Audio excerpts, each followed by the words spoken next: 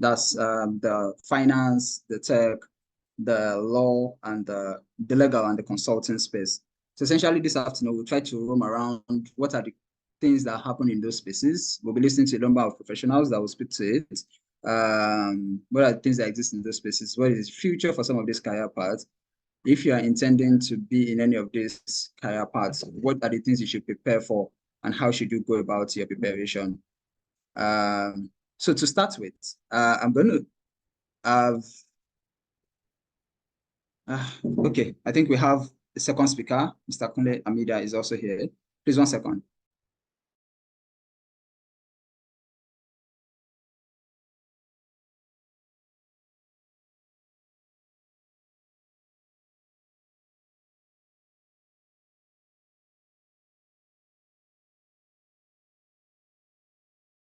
All right, guys. Sorry, yeah. So, sorry for the breaking there. So, our second speaker here, Mr. Kunle Amida. Good afternoon. Welcome into our midst.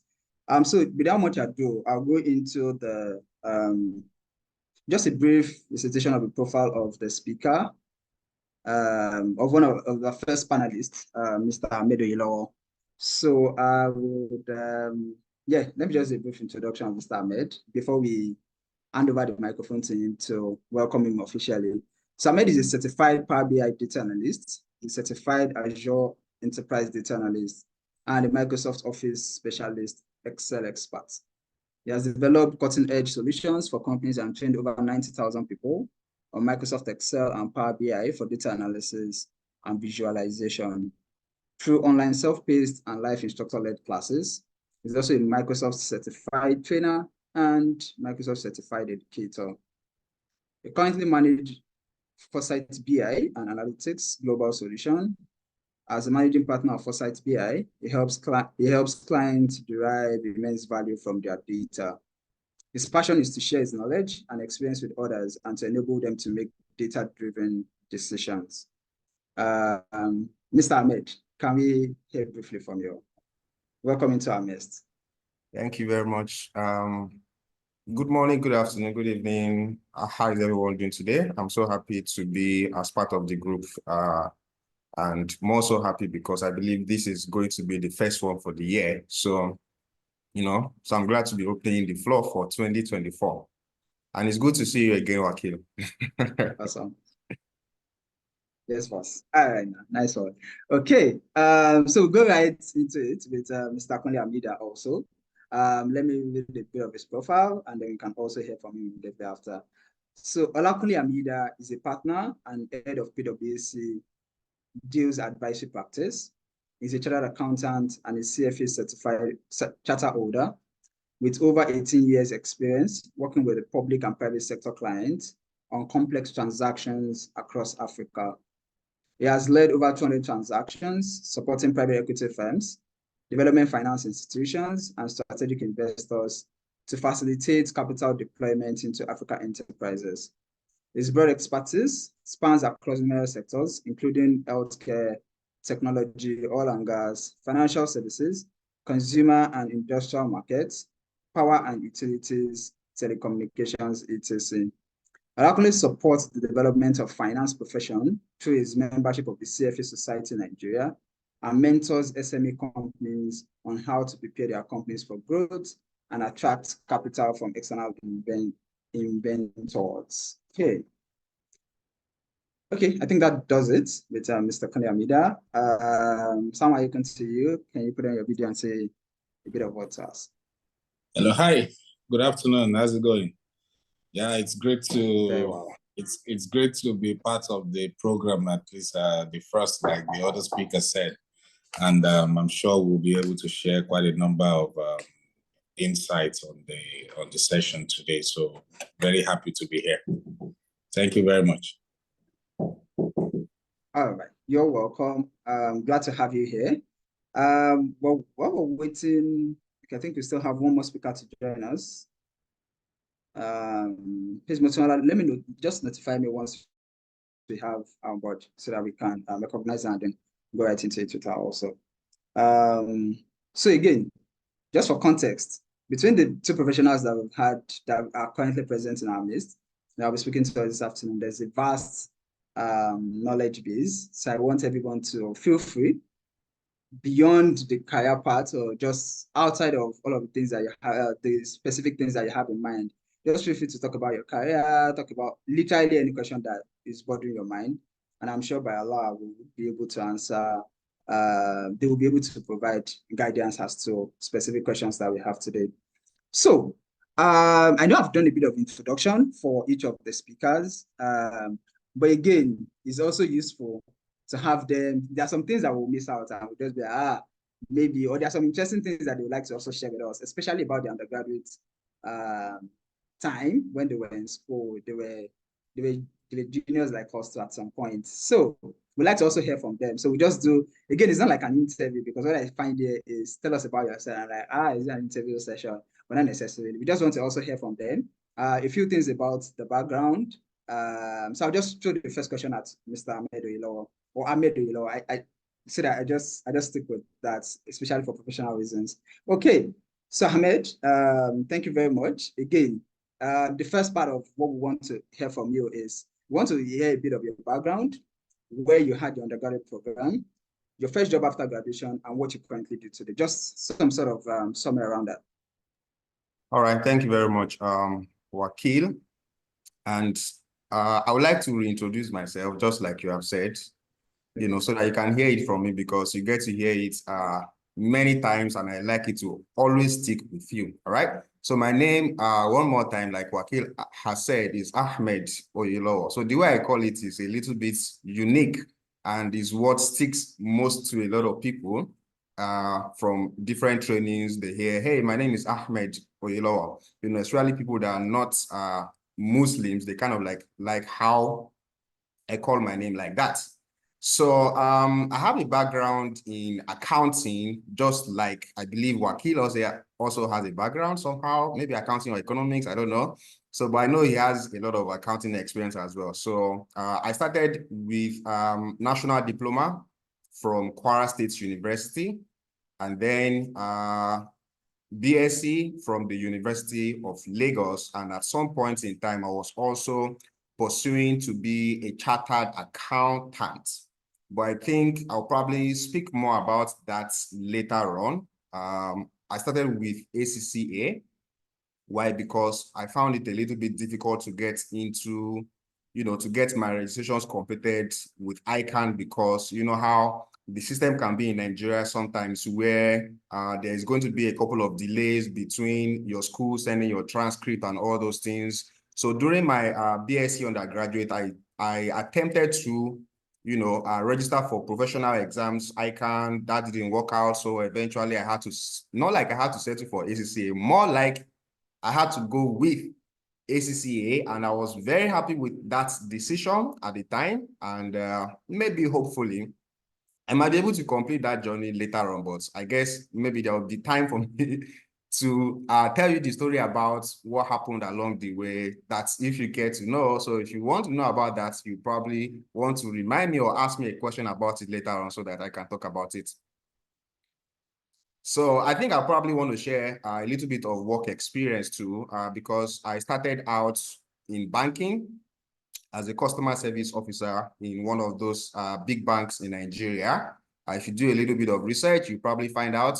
And then from banking, I went into consulting, and I think I'm still in consulting up to today, but from employed consulting to self-employed consulting, if I can put it like that.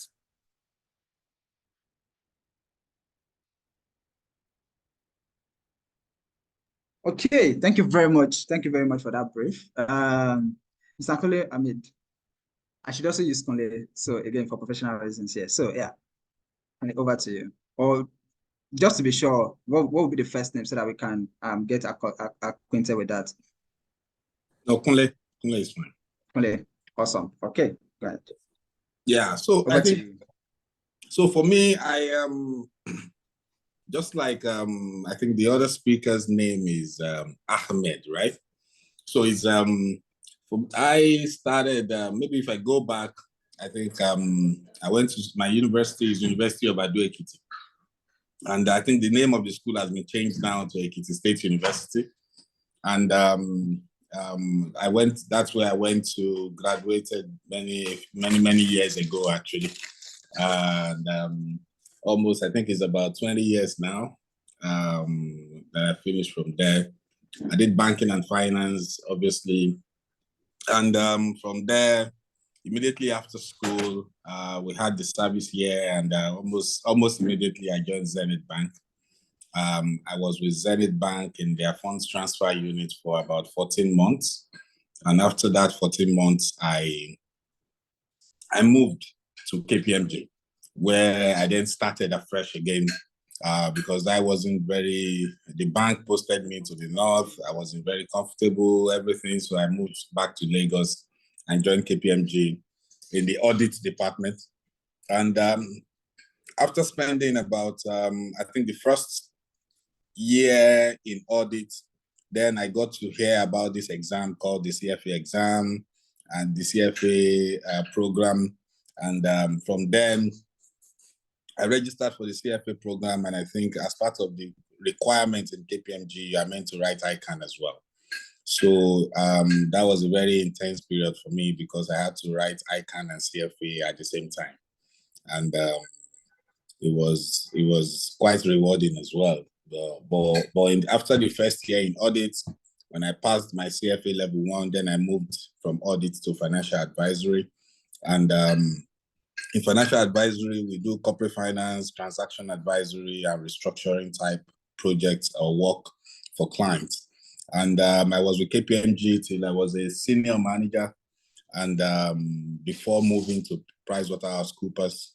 And so now I'm with PricewaterhouseCoopers. I lead the deals advisory business within PricewaterhouseCoopers, and I think that's been my journey. It's not so the number of jobs has not been a lot, but the employers have just been very few. But it's been rewarding, and there's a lot of dynamic and very fluid types of projects that we've done, which has really made it very interesting for me. Awesome. Thank you for that.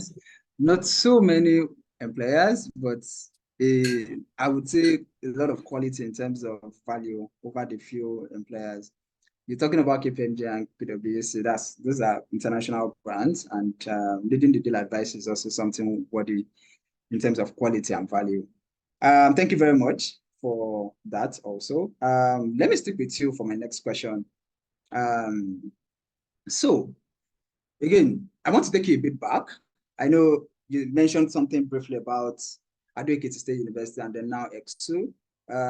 Let's just go a step back into that. My question would be, what would you have thought to do differently when you were still an undergraduate? I know it's been an interesting journey for you. You've been able to get to the, I would probably not peak, but at least on the right trajectory in terms of career path for yourself. What would you say, if looking back in time, I know it's been many years, like you mentioned, but what would you say would be one of the few things that you could have done better with while you were an undergraduate? Or so maybe even some of the things that you also did well while you were still an undergraduate. Yeah. You're muted.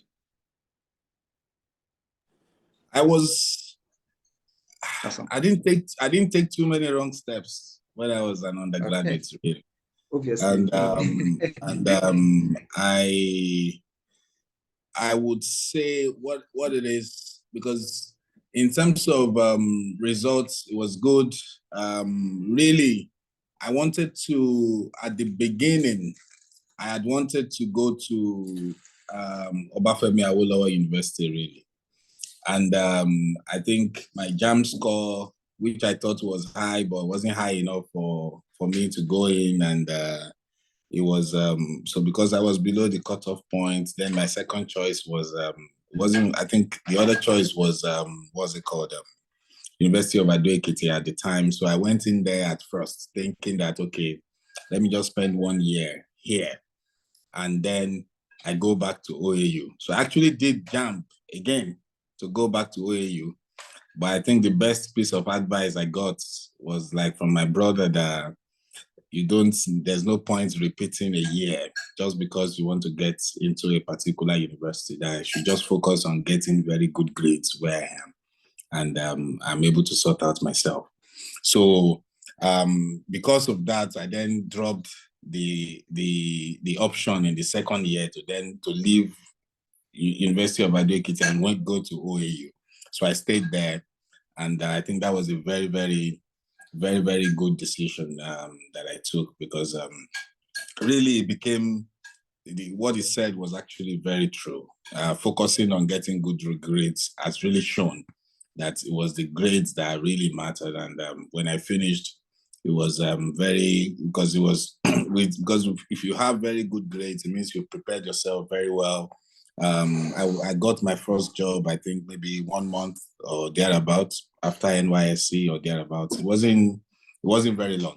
And what that just does for me personally is that the priority is more about what you achieve as an individual, not really where you are able to achieve it. So that's really, really helped, because I would have lost 1 year. And what then happened was that because of strike and all the other things, even though I stayed at University of Ado-Ekiti, at the time I was finishing, I was just very close to the age limit for KPMG, because I even then went to Zenith before going back to KPMG. So it complicated my journey a bit. So I just imagined that if I had taken the wrong choice of starting all over again at OAU, I would have gotten OAU, but I would have exceeded the age limits for all these firms then. So that's something I think worked very well. The other thing was that when I got into University of Ado-Ekiti, I started with sociology. That was my first year, was in sociology. And I was very, very interested in doing finance. So another good decision was that I had to pull all the stops, everything I could do to change my department in my second year from sociology to banking and finance. And that was also a very good move, because finance generally right from secondary school is an area where I was very comfortable. And I think very early on, doing something that you get very easily helps as well, because focusing on your strengths and can help you accelerate, not just academically, but even in a professional setting. So for me, I tell people that before me, all my elder brothers and sisters, they were all engineers. I'm the first person in my house that decided not to be an engineer. And because I just knew where my strengths were. And these are things that when you do anything you do that comes at you very quickly and easily, it's always a pointer towards where you should prioritize and focus on, really. So I think in summary, those were the good things I think I did. Maybe if you ask me the other things I could have done better, possibly maybe some of the continuous assessments in school and all of that, maybe I could have put in a lot more effort to even make the grades a bit much better than it was eventually. But there were not too many wrong steps, which I will be very thankful to Allah for, really. Awesome. I presume maybe other person is also taking notes, because I am. I think two major things that stuck out for me from your conversation was result was good. There's something that somebody typically tells that within some group of people, when we're speaking about career paths and stuff, there's always a conversation around, regardless of whatever you do in life, just ensure to finish well with your grade. No matter where you are, no matter how many years ago you finished, a first class is a first class, and nobody's going to take that away from you. So results are good, and again, it is what you achieve, not necessarily from where you're achieving it from. I thought that was very instructive to note down. A second point, was when you mentioned that you were very interested in finance and you had to move from sociology to finance. I think, again, the conversation that we're having today around don't grieve for anybody or no grieve for anybody has been happening since way back. So it wasn't just the fact that, yes, you wanted to stick with sociology that was given to you. just even did not agree with the system that, see, I want finance and I'm going to take it regardless of whatever you guys give to me. And I thought that that was also very instructive for us to note. Okay, so let me go to Ahmed real quick. So Ahmed, again, this question specifically fits you because you're in that space where everybody is jumping to say, I really want to work. If it's not this space, then I'm not looking like a 21st century graduate or a 22nd century guy or the graduate of the future. That's the digital space. So again, a number of things have been happening in that space. And the particular question I was going to ask you is, between the time that you decided to switch from accounting or finance to data, a number of things have happened in that space. And the question would then be, how are the specific changes that have happened within that space? And what are the trends that you advise incoming professionals to note so that they can be well positioned in that particular space of data or tech? And so before I go into that, let me just also say that, I like a lot of points that Kunle has made here. And because, I see that for me, some of the things I would have done better were the things that he did very well. Even though I had my own things that, I also believe that I did very well too, just like you have said, Wakil, that no grief for anybody, because I already discovered that I was going to do accounting right from my JSS2. And even though I think I was one of the top students in my classes in secondary school days, and when you're a top student in junior secondary school, the expectation is that you have to be a science student at the end of the day. So I surprised a lot of people by choosing to go with accounting because that's what I wanted. And just like Kunle said, I had more strengths in those subjects than I did with the likes of integrated science and introductory technology and those other things. So now, between the time I pivoted from accounting and finance to data analysis, a lot of things have changed because, as you know, technology moves very, very, very, very fast, pretty fast. In fact, almost too fast than people can keep up. And, and one of the things that, we've also seen in that area is the fact that a lot of shiny updates come up every single time. But being someone that has been in the field for about maybe 8 to 9 years now, I will tell you that for the people who are just going into this field, what you have to focus on is going to be the core foundations of every technology, right? So because the buzz is out there, and so is the pressure for new learners. Because when you go online, for example, you are going to see a lot of cool and a lot of interesting things that a lot of people are doing.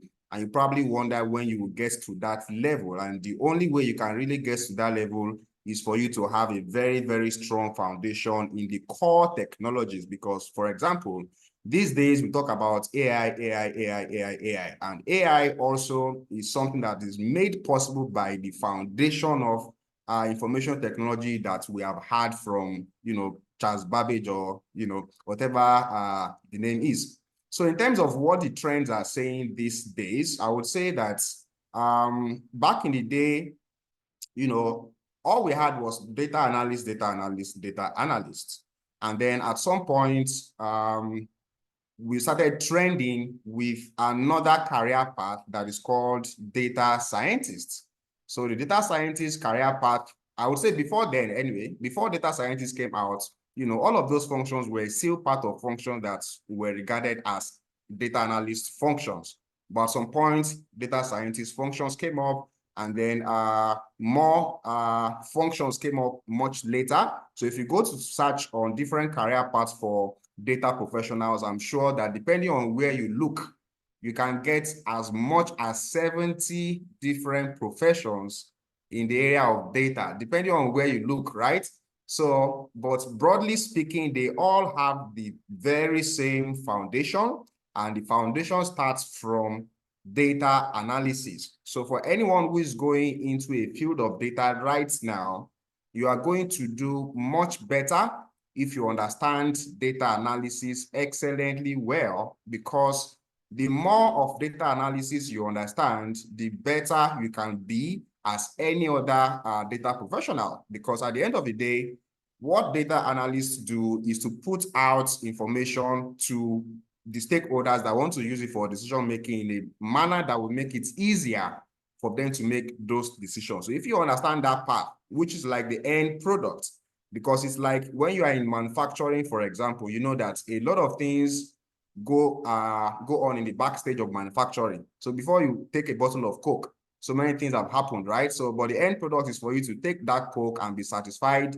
with, you know, utility. Essentially, you want to be satisfied with what you have purchased. But at the end of the day, so many things have happened at the back, and everything that is happening in the back is for them to make the experience at the front to be great. So if you understand the front, which is where the data analysis comes in now, very well, then it is easy for you to pivot into any of those areas that we have at the back.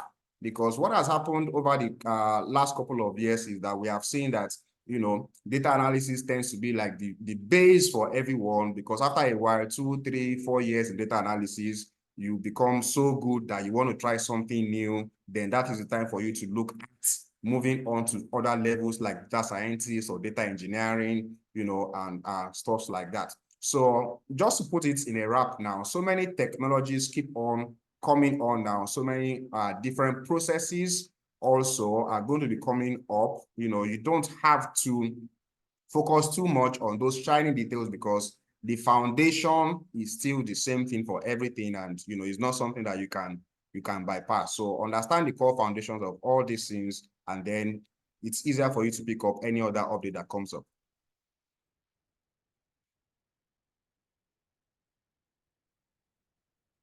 Awesome, awesome. Thank you very much. I guess that was very good, because the core of the conversation I had in there is that the foundation is as critical as whatever the advancement is going to look like.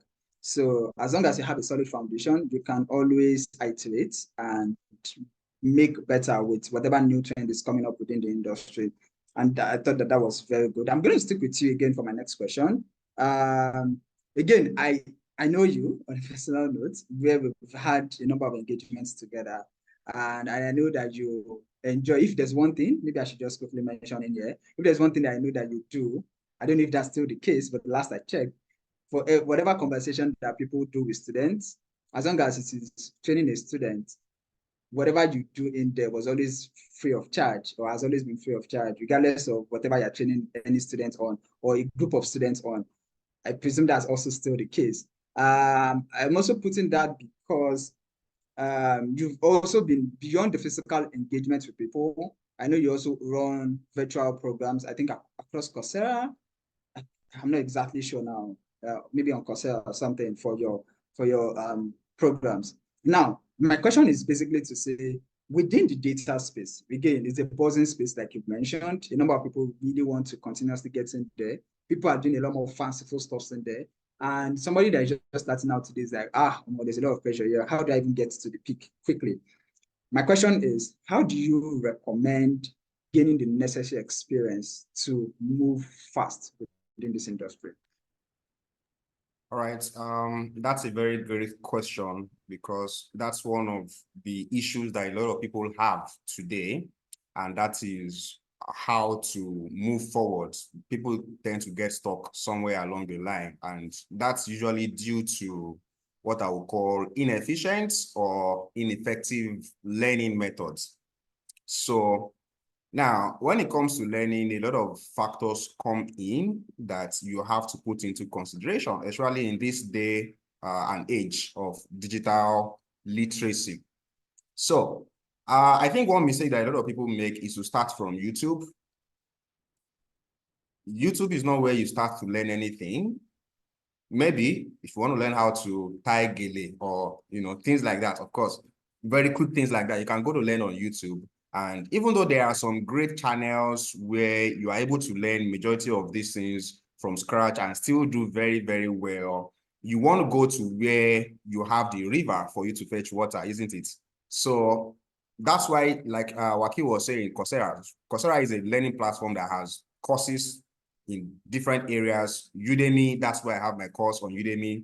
is also another area where you have different courses. So for anyone who wants to get ahead, you want to move very fast, what I always recommend is that you have to take a course, just one for a start.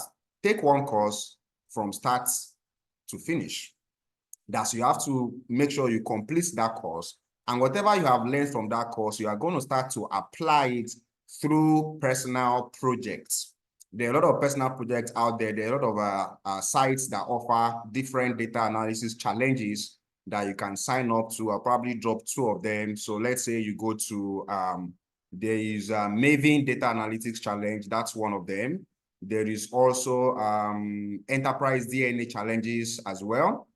There are so many other challenges like that. So you want to take a course and learn from start to finish first. Because when you do that, it's more or less like you have given yourself a graduation to a course. So many of us that graduated from different courses never scored 100% in any of those courses, isn't it, right? So we never scored 100%, but we're able to live with something, and then from there, we have our incremental growth. So first things first, take a course and complete from start to finish, and then start to do projects with that course.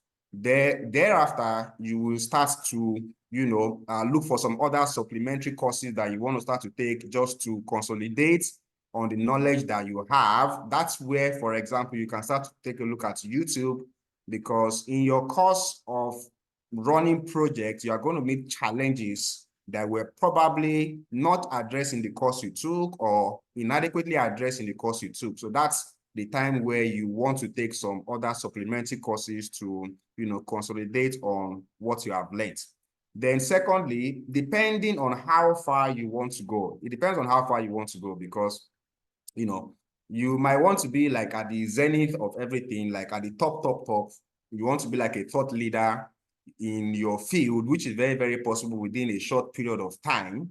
But what I found is probably the only way, I don't know if it's the only way, but for me, I feel like the only way for you to be able to get to that level is to combine different types of learning resources, right? So most people want to say that they only learn with videos, or some people are going to say, I can only learn in a physical training, right? So you have to be able to adapt yourself if you want to get to that zenith, to be able to learn with anything, right? So you should be able to learn from digital platforms like self-paced courses.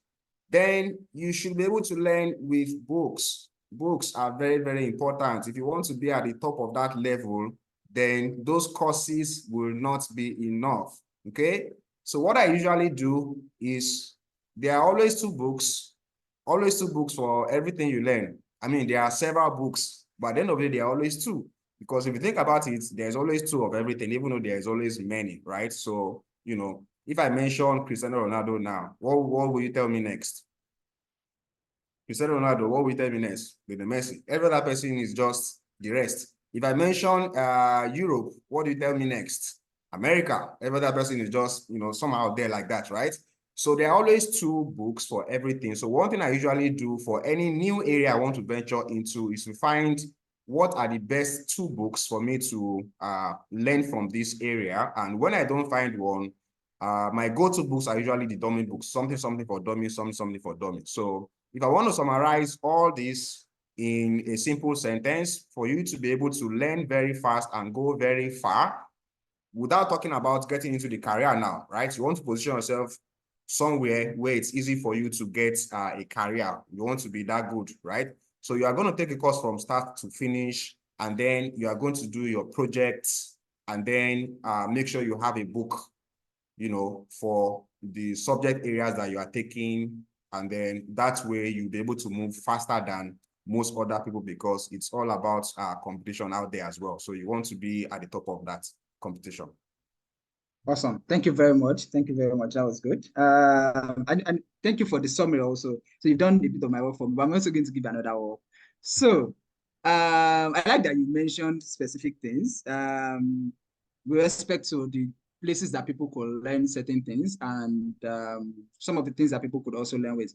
But I would appreciate if you can, you mentioned something, I think I noted one of it, Marvin's challenge or something. Analytics. If you can drop those things, yes, if you can just drop a few of them in the chat box, I would really appreciate it. Thank you so much. So I moved to Kunle. Real quick. So, with you, I'm just going to move to that point where you've amassed a number of years in your work experience. You've said it's over 18 years. I know that what professionals typically do is they put the 18 years where they're like big boys, or they put the particular number of years where they're like big boys, but the few years where they're just starting out, they just remove it. So when you say over 18 years, you can as well agree that that's already like maybe 20 years and counting.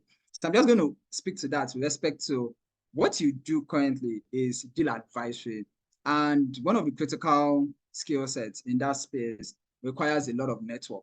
And networking has been like a bit of conversation has been buzzing in terms of professional career, employability, and all of those buzzwords that people use with respect to planning your life, essentially. Networking has continuously been a big thing in there. I just want to put it to you in a very brief format as to, with respect to networking, what are the few tips that you can advise for one to build a robust professional network?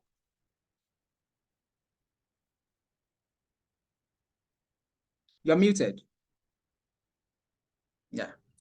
Yeah, sorry. As a professional, the important thing to note is that you are meant to, we provide service. Can you hear me very well?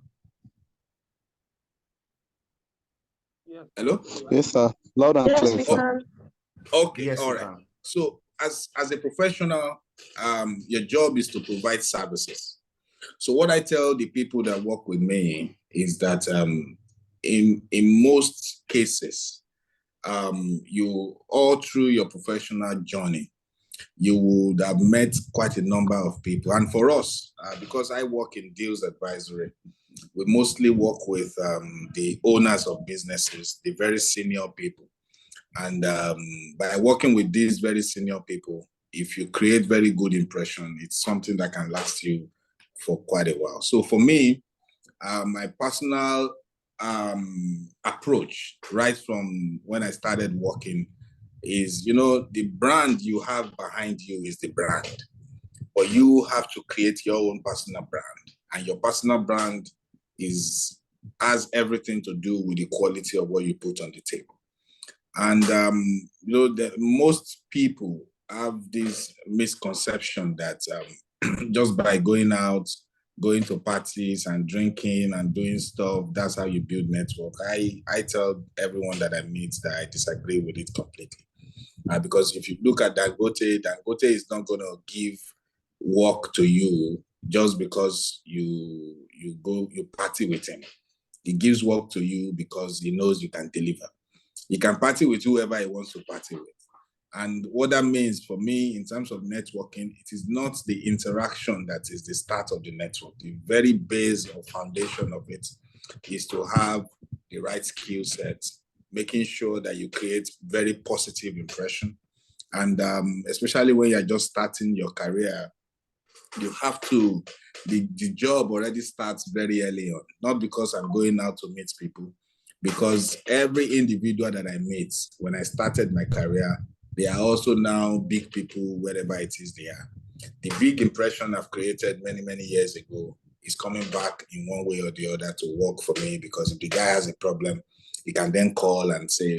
So with that foundation, because it is only when you have that foundation, you can have any meaningful networking and professional marketing and sales output. So if you have that sorted, the next point will now be to say, okay, even within the organizations where you work, okay, you are now very professionally capable, you provide very solid outputs. Even within your organization, how do you network with your colleagues? How do you interact with them? How do you pay attention to what is going on with them? And also, how do you then follow through? When they leave your organization, do you call them? Do you stay in touch? Just to check that they are doing well and everything is going. It doesn't have to be every time. And because I prioritize the people that I'm very close to. And the reason I do that is quite simple, because when I started leading the team, I'm still a bit young, but I was much younger. And it takes some level of a difference in approach to be able to get a seat at the table and command something quite meaningful and significant, even in places where very senior people are playing. So what that means is that the professional attitude that you have, the history or that you've been able to create in terms of the quality of work that you do, and if you take all of that and you wrap it up, how well you are able to interact with people. There are professional events that will be everywhere. You tend to attend, join organizations that will work for you. The clients that we work for in our own job, we are consultants. So all the clients I work for, I tell people I have phone contacts right from when I got my first GSM line many years ago. I still have them today. So you just stay in touch with people, and it works. But our job doesn't allow us to market the same way a bank will market. But because we are able to deliver quality output and we have very strong technical ability, we are then able to scale on top of that to get, if that ability gives you a seat at the table, and your interpersonal skills then takes you to the next level. So I tell guys that I work with and ladies that don't be under too much pressure, saying that, oh, you want to network. You need something that you need to be in a position where when you are interacting with very influential people, there is something that you have that they want. Then you then can take advantage of that opportunity to also get what they have that you want. And it is that balance helps create a mutually beneficial relationship for both parties. But it's a challenging thing. And from experience, it's even more challenging for women or ladies than guys. And how we approach that also is I personally recognize that challenge. But what I do, even in my office, is that the ladies that work with me, we are working with clients that have any female stakeholder in there. There's a way I always deliberately do the mapping, such that at least they stay very close to their counterparts, and just to build confidence. Because in most of these things, the moment you are very comfortable, you've interacted with you understand it, then it becomes very easy. But the one, just to repeat again, that you cannot leave out is that you really need to be grounded technically. You need to know your onions very well. And on the back of that, you are then able to take advantage of any outgoing interactions and meetings, and just staying in touch with people. All of that makes life becomes much easier for you if you are technically grounded, really. Yeah, thanks.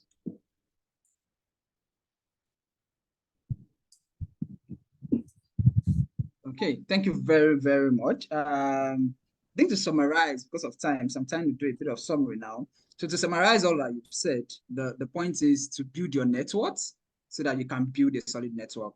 When you have a good network, it makes it easy for you. Again, like you said, build the right skill set, retain people's contact, have value that you are giving to people. It helps you to build your own network, and then that way you can conveniently build solid network. While you were at it, our barrister joined us, Barrister Amina.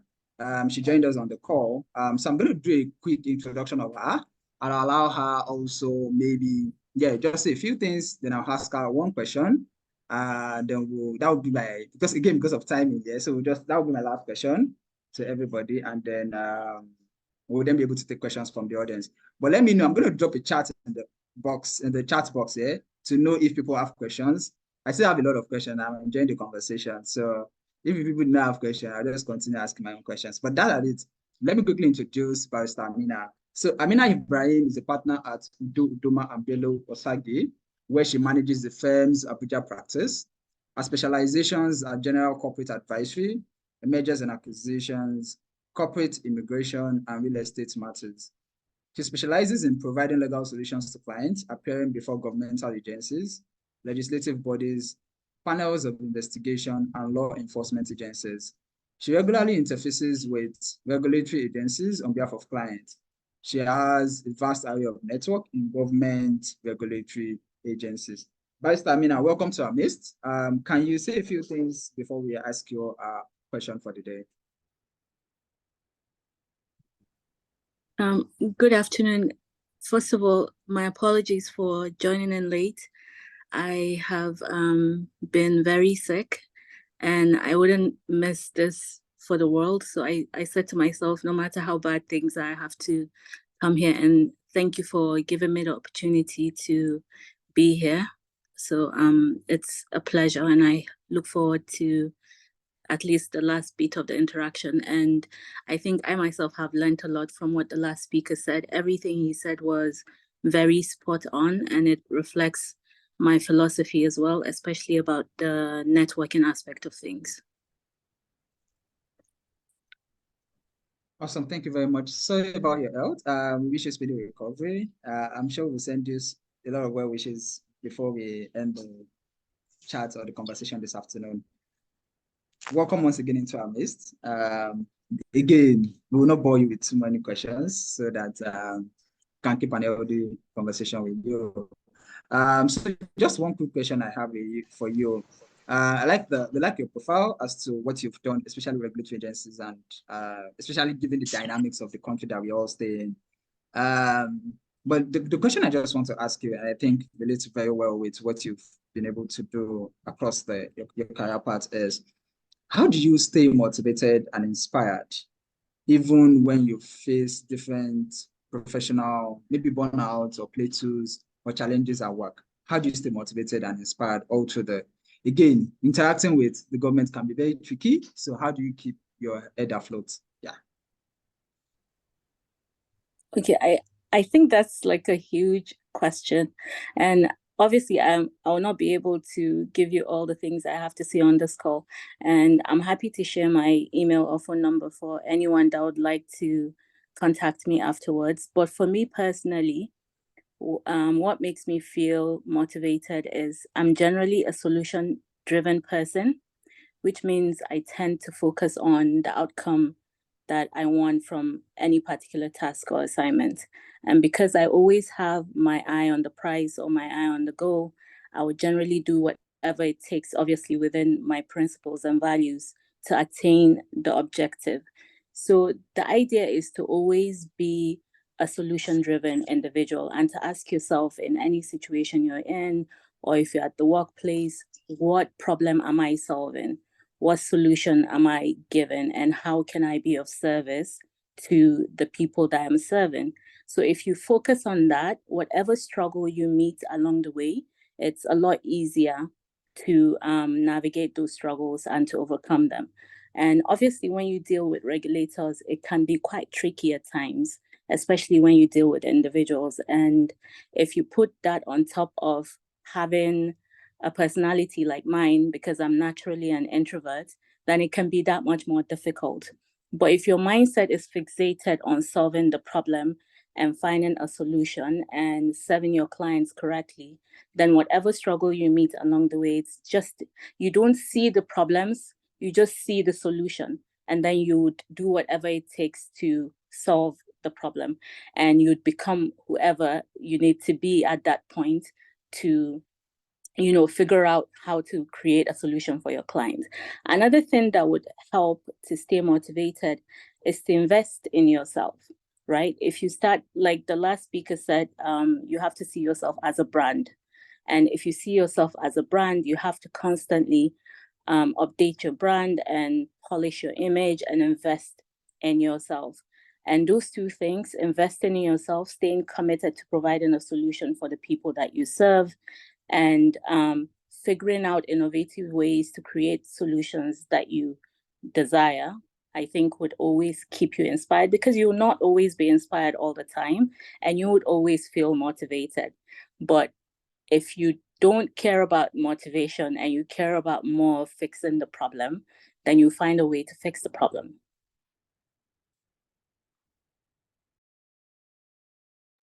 Thank you very, very much.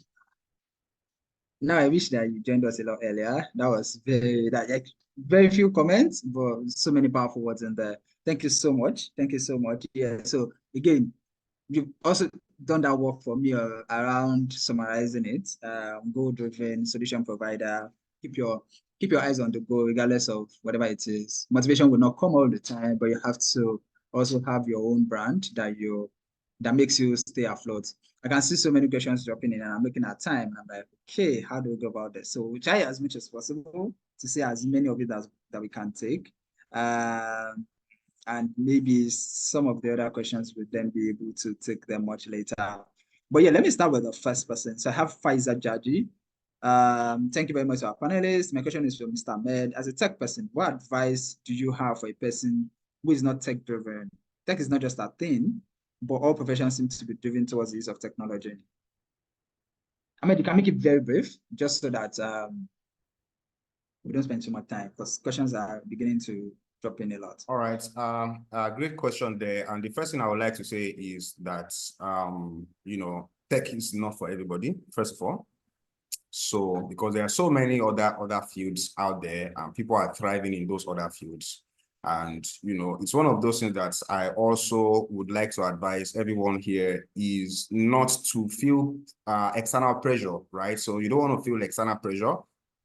You want to make sure that you are doing something that you like, because if I was going to add to what Barrister Amina has also said in terms of staying motivated as well, you find it easy to be motivated once you are doing something that you like to do, because of course there are going to be challenges, but you need that motivation for you not to be disconnected for forever, or for you not to be disconnected for too long. Because if it's something that you're passionate about, it's easy for you to come back into it after a while. Maybe you take one or two other measures. So first things first is that tech is not for everyone. So if the person is not feeling it, then it's not a do or die. You probably want to try something that you feel. And, just as a word of advice as well, the other thing that you might also try out is to maybe give it one last shot somehow, somewhere.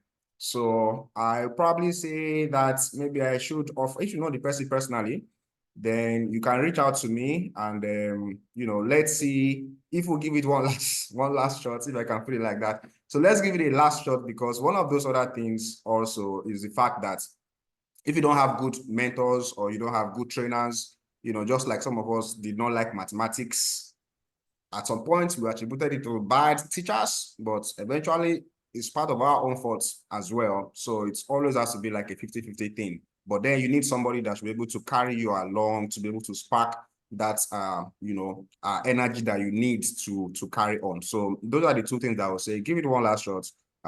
Do some other kind of things, get some guidance, see if it works for you. But if it doesn't work for you, like I say, then it doesn't have to be. Awesome. Thank you so much. Yusuf Olani is asking, for someone coming from an engineering background, with a substantial amount of experience in data analysis and science generally, through personal projects and courses. So you've done that second phase of knowledge base, also applying it to projects and courses. What would you recommend to be able to secure an opportunity in a global consulting firm? My sense would be global consulting firm for data-driven consulting firm, or just a general consulting firm. I think yourself and Kunle can attempt this, because Kunle also works in a global consulting firm. Yes, so let's have you first, and then we can jump into. So very much so, because I won't be able to give you like 100% of the answer, because Wakil and Kunle will be able to do justice to the other part. But the first thing is that you need to have a track record of your projects. Make sure you are documenting everything. And when you document, these days, documentation should not sit on your phone or on your own digital gadgets. Your documentation should be online, should be visible.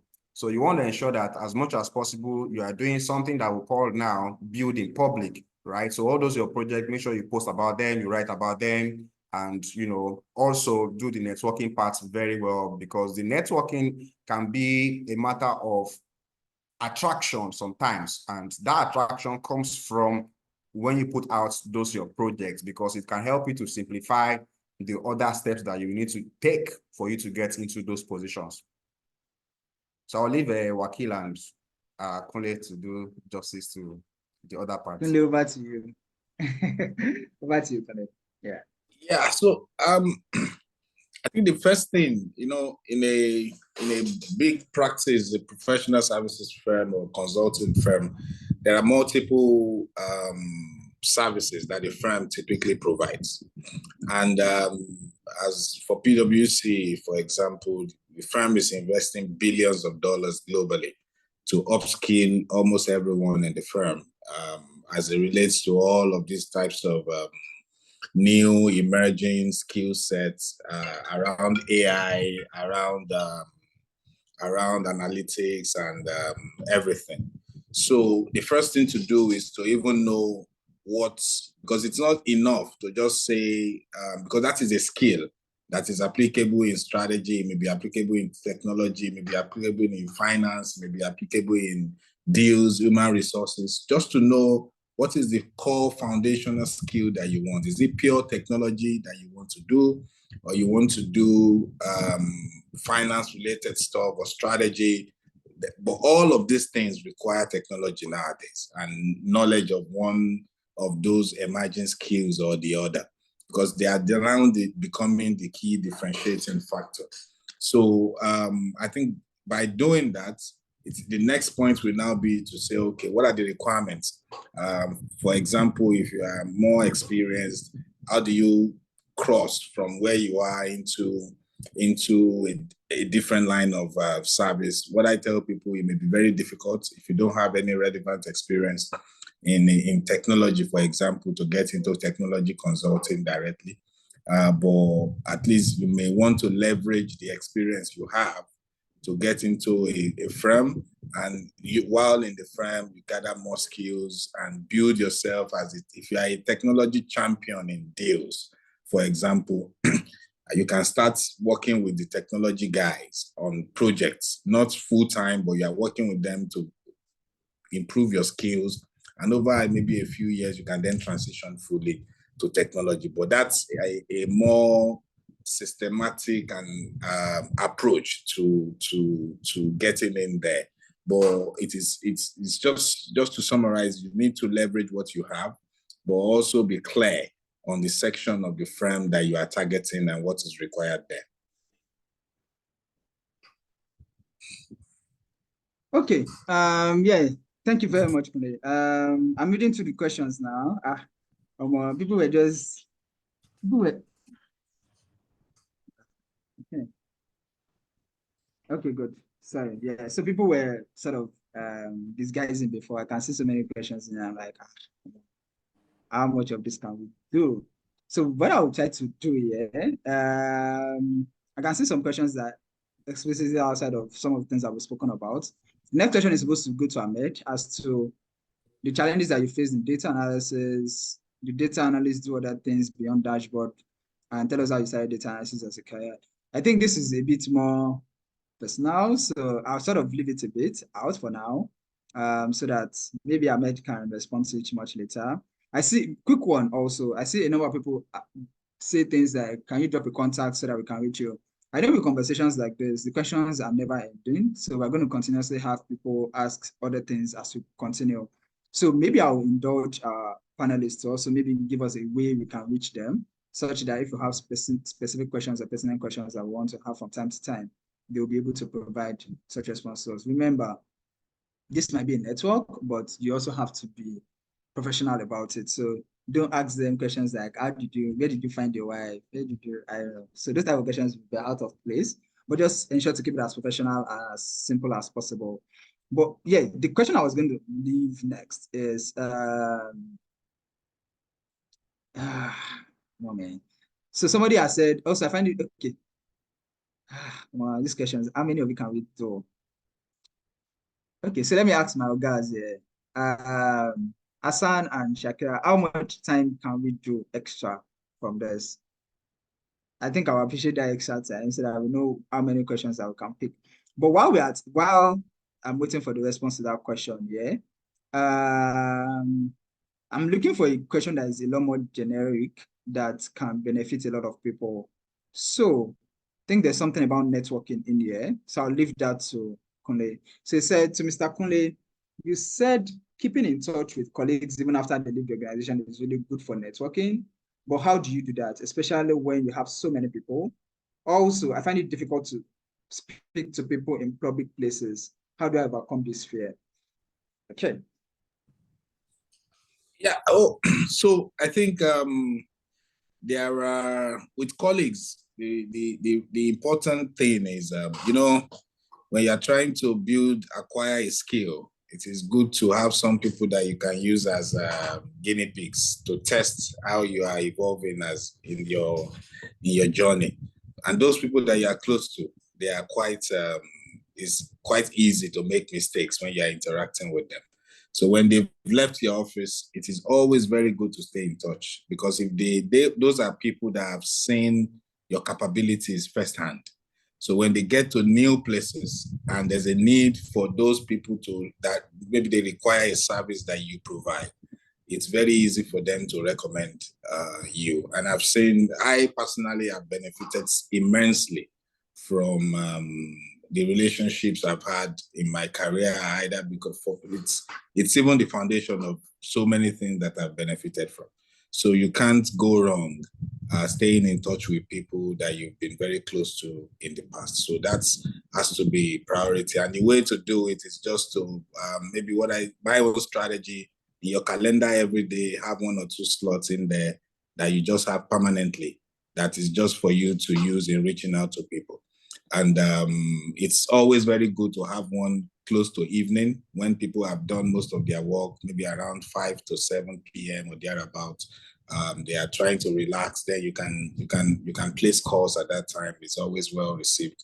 So and if you have that, then it prompts you every day. Even if you don't make the call, at least the calendar invite pops up and it tells you that you need to call 1 or 2 people now. And after a while, you don't need the invite again. It becomes a habit.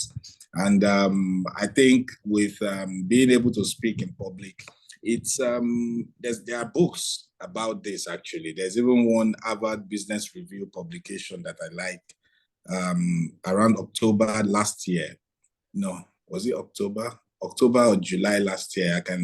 I have it in our library at the office because I bought it because I really like it.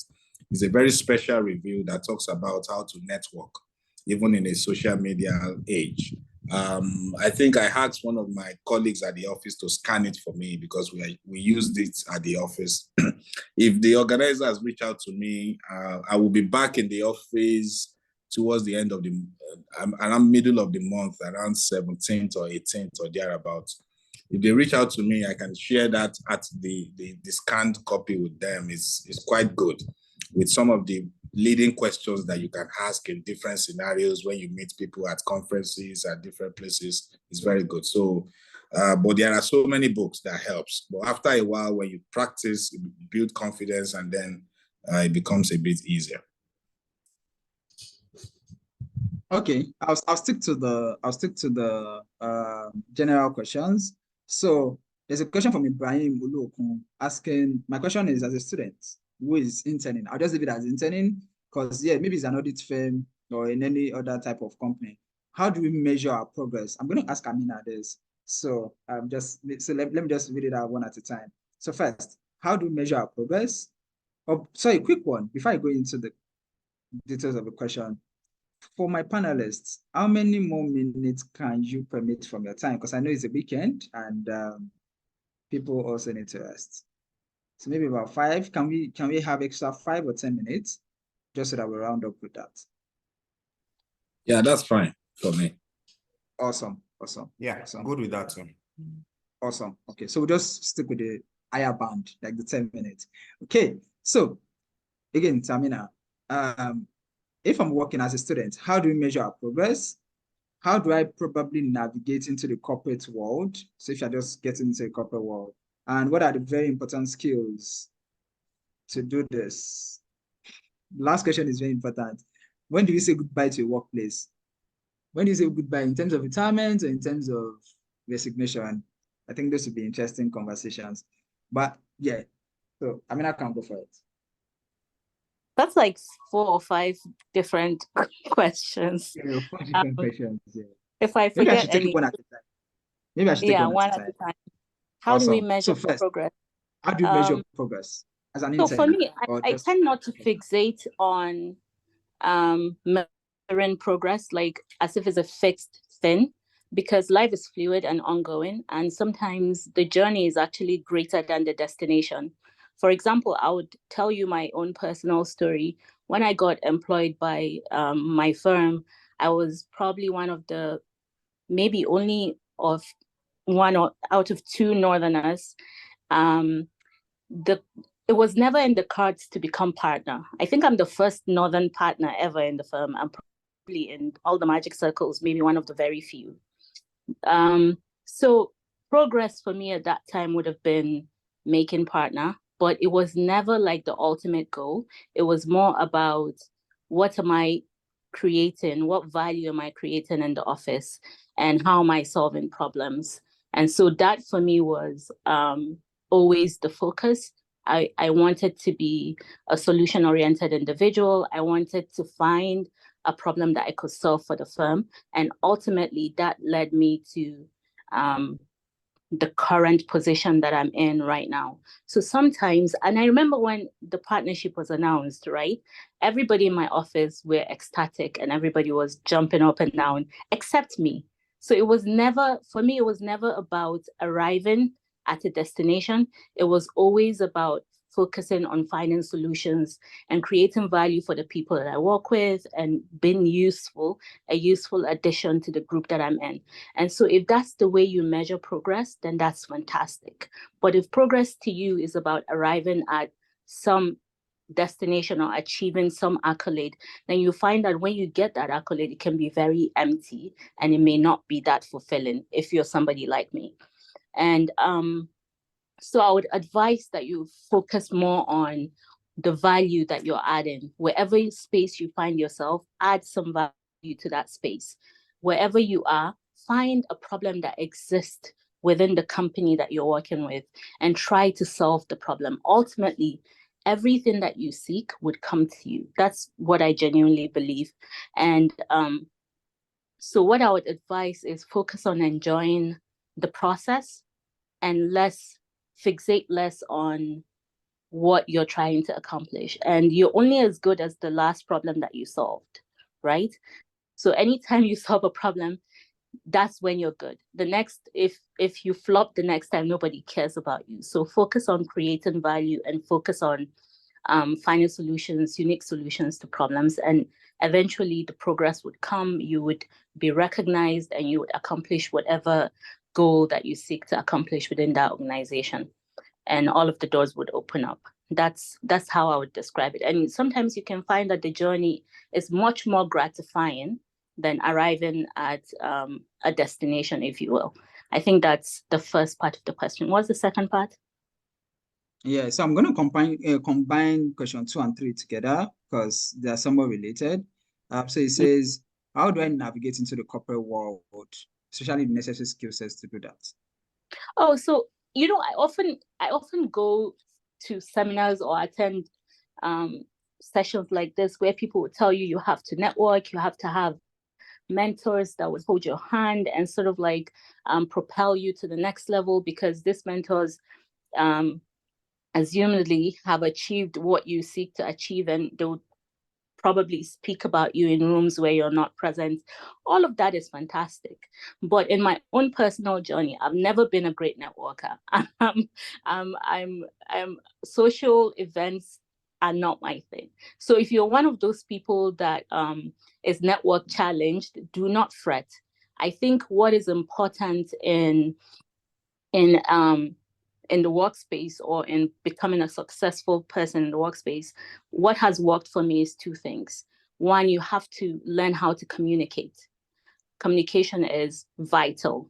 Your written communication, your oral, the way you speak and the way you write, if you're able to communicate properly and if you're able to invest in upping your communication game, then I believe personally you've won by half. you've won 50% of the hurdle. So invest in your communication skill.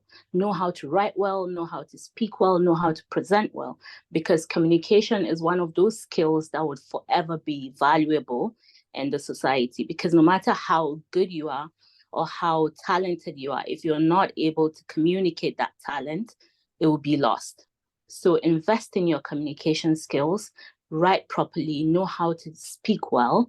And then secondly, and I can't emphasize this enough, and I know I have said this consistently throughout the conversation today, you really have to be a problem solver. Because if you solve a problem in any organization, people are going to come to you repeatedly. And I think the previous speaker, I think his name is Kunle, said this or alluded to this when he was talking as well. He also said that you have to, if you're able to be someone or represent as someone that knows how to solve a particular problem, I think he was talking about Dangote is not going to come to you because you shared wine with him at a party somewhere.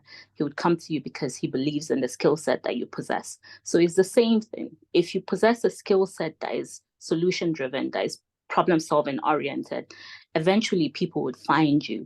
And so one of the ways that you can be relevant in the workspace or you can excel in the workspace is to be that person or that go-to person that everybody knows would add value and would create a solution to the problem that the organization is grappling with.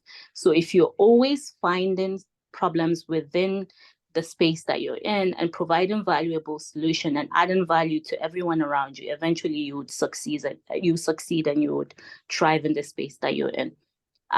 Does that answer the question? Is there any part that I left off? No, very well answered. Very well answered. Very well answered. Thank you so much. The last question, I'm not sure how applicable it is, especially but because somebody is asking and is a part of this question, said, let me just take it. When do we say goodbye to a workplace? So this is very clear to me. I think a lot of people actually jump ship too soon. And I would say this from my personal experience, because when I came to the firm that I'm working with right now, it was not everything that I was seeking for, right? And in today's global economy, I don't like to be the bearer of bad news, but the economy doesn't seem to be going well. So what I generally believe in, you have to create the kind of career that you want for yourself. I don't believe in waiting to find an organization that will cater to your every whim, right? So wherever space you find yourself, it's not always, the solution is not always to jump ship and to leave. The solution is to do everything possible to sort of create the kind of career that you want where you want. And then when that is no longer serving you, when you've tried every single thing and it's not serving you, then you can leave and find something else. I'm not a huge believer in doing what makes you what you're passionate about.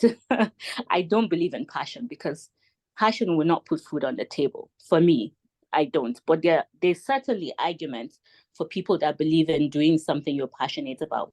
I don't generally believe that you have to be passionate about your job because your job is a job, right? And sometimes you can't be passionate about work, but you can find a way to do it in a way that you find fulfilling if that works for you, but it's not necessary. The whole idea is do whatever it is you're doing well. And I often say this to the people that I work with, that they're no small roles, they're only small actors, right? So don't look down on whatever it is you've been given to do in the office. So if you get a task that you find to be too small, do it exceptionally well. So if you focus on being exceptional as against looking at the value of the task you've been assigned to, I think that can be a game changer for you and you perceive things differently. So when is it okay to leave?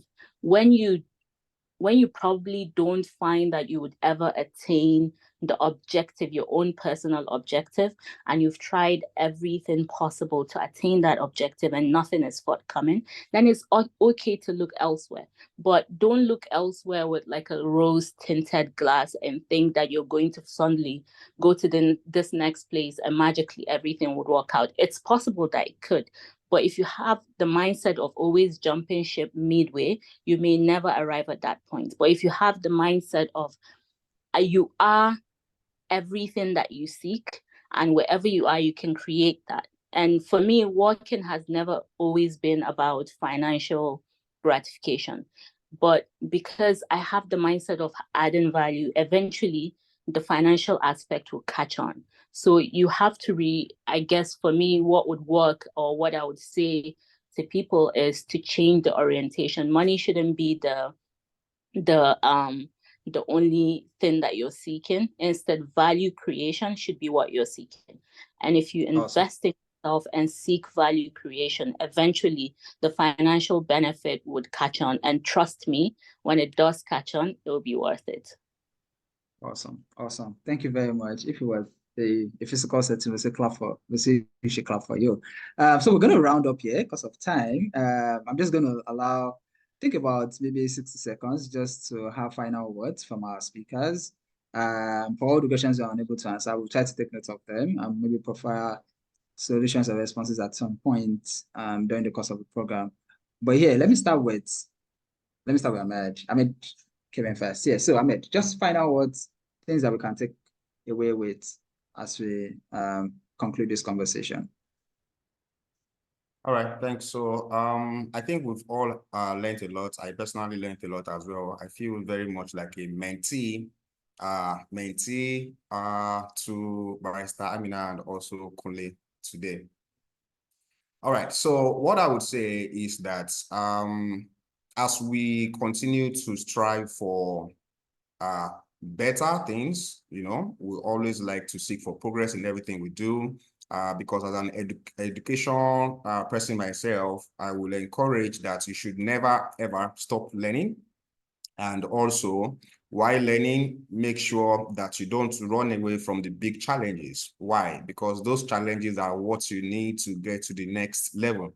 Because one of the things I see, the mistakes I see a lot of people make when they learn is that they tend to want to go with the simple problems only. So you only want to be available to solve simple problems, and you don't want to be the one, to be where they are solving very difficult problems. So make sure you are at the places where they are solving those difficult problems, because that's what's going to help you, to grow much faster.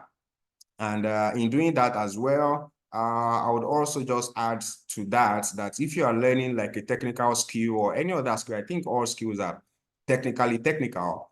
One thing you want to do is to max out your options before you ask questions. That's really important. So you want to max out your own option. You want to try to be the one to solve the problem yourself before you pose the questions to people that can give you the answer easily, because it's also one of those areas where people make a lot of mistakes, and that's where it becomes difficult for them to make progress very fast. So I'll just leave it there, and I'm sure that we've all learned a lot from the program today. Thank you. Awesome. Thank you, Ahmed. Kunle, over to you. Yeah, thanks, everyone. Thanks, Ahmed. Thanks, I think, is it Amina or Alima? It's Amina, yes. Yeah. Okay, thanks a lot. So I think for me, the conclusion will be that from what I've seen and in all my interactions with people, you tend to see that most people, when they start working, they believe they know too much, maybe too early. So they tend to overestimate the knowledge they've acquired. And very quickly, they want to go somewhere else to really cash out and make sure they get the big bump. But in most cases, I think patience is extremely important. And from experience, your technical ability, you need to moderate how aggressive you are in your interpretation of the knowledge you've acquired, because there's so much more that is ahead of you. And those people that you see that are at the top, or they are more senior, in many respects, they may not be smarter than you. The difference is just time. And for those that are patient enough to really, really wait a little bit It's not that you wait blindly, but the analogy I always give those that work with me is that when you are traveling on a road where the speed limit is 250 kilometers per hour, there is no reason to jump to a much slower road until you at least you see that you've gotten to the end of the faster one that you are on. So it's a very important thing. I think there's a lot of benefit at the end of the day when you are patient and also learning aggressively at the same time, and it works. And there's a lot of examples to show that. So that's what I will want to close with. I think it's been a very interesting session, and thanks for organizing it. Awesome, thank you so much. Amina, your closing words for us.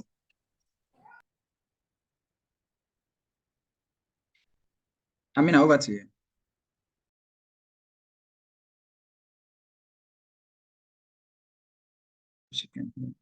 Hello, Amina, can you hear me? Oh, sorry, my apologies. I was struggling to unmute myself. Unmute, awesome. Okay. First of all, sorry to everyone that I joined late. I apologize for that. And I think I've especially learned from Kunle because he was a speaker that was on when I joined. And he has given very practical, realistic and doable advice. I'm sure a lot of you would not understand the gem and all the advice that he has given because you've not had practical real life work experience. But if you've had real life work experience like I have, you would know how valuable every single thing that he has said is. So it would be great if you can go back and rethink through the things that he has said. I even learned one or two things from what he has said as well, especially the part about noting, having, dates in your phone book, address book, where you sort of like call people and reach out to them. I think that's very valuable, especially for people that struggle with networking. That is something that you can do. So the only thing that I have to add is when you think about networking, it's not this mystical thing.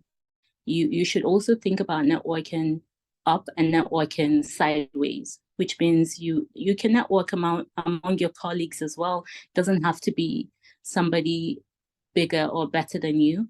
And when it comes to networking, one thing that I've found that is useful to me is to just connect with people. So don't approach people with the intent to get something out of them. Or I want your number, or I want your email so I can reach out to you or send you a text message. Just try to connect with the person and just get to know them. Eventually, you would meet people that are fantastic. So network up, network sideways, network vertically and horizontally, improve your communications, invest in yourself, and just be an all-round good person. I think that's valuable as well. And try and be the type of person that adds value no matter where they are. And if you hold on to all of these tenets, I think you would go far. Awesome. Thank you so much. I would say that we are very much grateful to Ahmed, to Kunle, and to Amina for joining today's call. We've learned a lot. You would observe that I'm holding a pen. My book is full. I've written like 3 pages. Ahmed was saying something about being a mentee. I feel like I'm just even starting out my career right now because there's been a lot to learn from the conversations that we've had today. I presume a lot of people have also learned a lot, and we're very much grateful for your time, also for the extension, because we had to beat into your time for almost another 30 minutes. That's very thoughtful of you, and we very much appreciate it. Thank you very much once again. Just a few, I don't know if you, yes, again, to my panelists, we're good. I think if it's fine by you, you could exit the call now.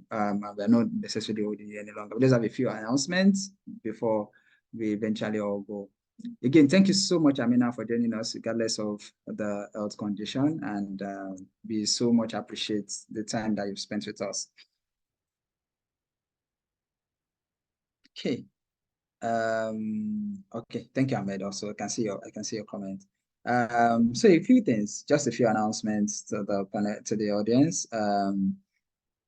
So first things first, we have okay, I think our panelists have left us. So thank you very much again to them. Yeah, they've all gone. So I guess we're good in here. Kamina is still here, but yeah, that's fine. So tomorrow we are going to continue with the training. The training continues tomorrow. We're going to have the Microsoft PowerPoint training. Just like a number of us joined today's call very early. Please endeavor to join in as early as possible tomorrow. Again, we're tracking attendance and punctuality for some of these things, and we would appreciate that you join as early as possible also, so that your facilitator doesn't have to wait on the call. And the earlier we start, the more we are able to cover within the short time that we have. Second thing is that for our panelists, yeah, I think Amina dropped a number. Please, I would implore everyone to keep it as professional as possible. If you would ask me what I prefer, I would say you should not reach out to her via phone number, except that's the most convenient way for her to connect with you. But I prefer that we go to LinkedIn and just keep it as professional as possible.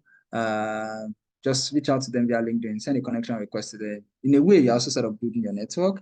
And again, because of our LinkedIn algorithm and stuff. So if you have some type of people as your connection, you could also bring some certain type of people to also connect with you. So yes, try as much as possible to connect with them via LinkedIn. Send them in messages on LinkedIn. I'm sure they would be very much available to attend to it. One subtle thing in there is when you are trying to chat to anybody, don't just say, my name is Abdulwakil, I'm chatting you up because I want to know. Try to do a bit of introduction as to where you met them so that they can connect with, was at the NextGen and I was one that gave you my LinkedIn, so that it's at least it gives you that soft landing before you then go directly into, I appreciate your conversation. These were the few things I learned from what you said. And then these are my maybe questions or whatever I want to engage you on. So please just note how you approach these conversations. It helps you a lot with putting a good conversation in there when you have to reach out to these professionals. Again, not just for this particular program, for subsequent professionals that are going to bring to you as much as possible. Keep it as professional, as strictly business as possible. Again, one last thing, we're going to be having some calls. We're going to be calling people at random between now and maybe the end of the week. That's next week, before your next week program on Saturday. So we're going to call people at random. So expect our call. Asan or Mutunayo would mention what time and what day this calls will happen so that you can prepare for them. But again, it's just going to be a random, any random person we're going to be calling. If for whatever reason you have a specific feedback that you think that you want to drop or you want us to know about, or a comment or an observation, please feel free to reach out to, again, Asan and Mutunola. They'll be very much available to take your feedbacks or comments at the time. If you also really opt to be on the call, I said it's going to be random, but you think that, don't randomly pick me. I want you to actually pick me for this call. You can also do a text or reach out to the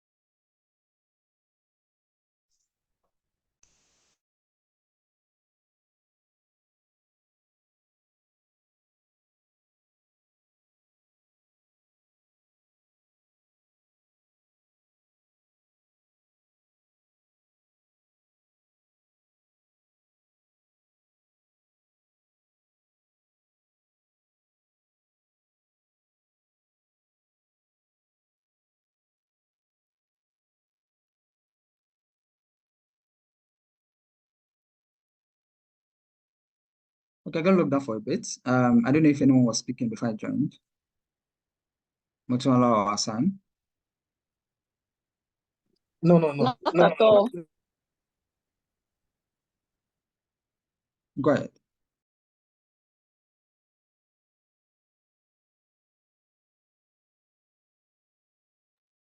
Mr. Wakil, you can continue. Oh, okay. I don't know what's happening with my network right now.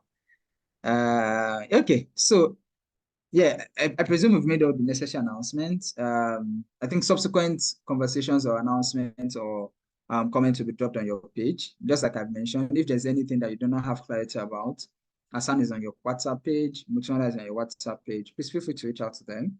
They'll be glad to take in the comments or the observations that you have. And we wish you a wonderful session tomorrow.